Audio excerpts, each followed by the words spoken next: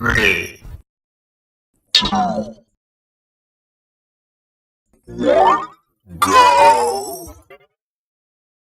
Terima kasih kepada PT Semen Bahasa Indonesia yang sudah membantu kami.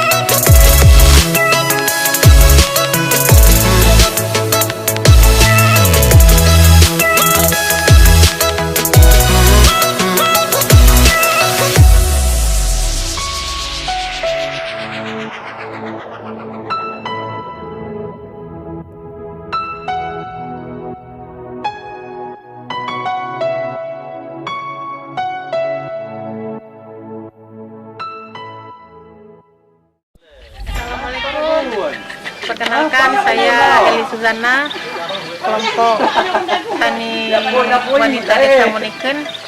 Pada hari ini kami telah mengembangkan usaha tani berinovasi di bidang hidroponik. Yang tadinya kami melakukan inovasi bidang hidroponik sayuran. Tahun setelah berjalan dan pemasaran alhamdulillah lumayan lancar. Sekarang kami ingin mencoba mengembangkan tanaman hidroponik, yaitu melalui tanaman berbuah. Tanaman berbuah itu didesain di dalam bentuk greenhouse mini. Di sini ada 60 pot dengan media tanam yang berbeda dengan tanaman sayuran. Ini media tanam untuk kita mencoba tanaman tomat. Jumlah anggota kami berjumlah 10 orang.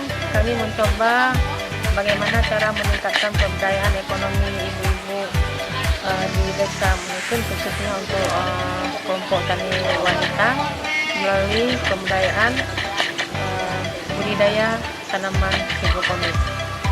Yang insya Allah nanti jika tanaman hidroponik berbuah jenis tomat berhasil, kami juga akan mengembangkan kembali jenis tanaman berbuah sesuai dengan iklim di daerah kami dengan jenis tanaman berbuah yang lainnya. Untuk kelompok tani wanita yang ada di Aceh Besar, kalau ingin belajar bercocok tanam, berinovasi pertanian dengan cara hidroponik, kami dengan lapang dada, dengan tangan terbuka bersedia membantu kaum tani perempuan yang ada di Aceh Besar untuk memberi bimbingan dan penyuluhan kepada ibu-ibu yang ada di desa lain bagaimana cara bercocok tanam sayuran melalui hidroponik.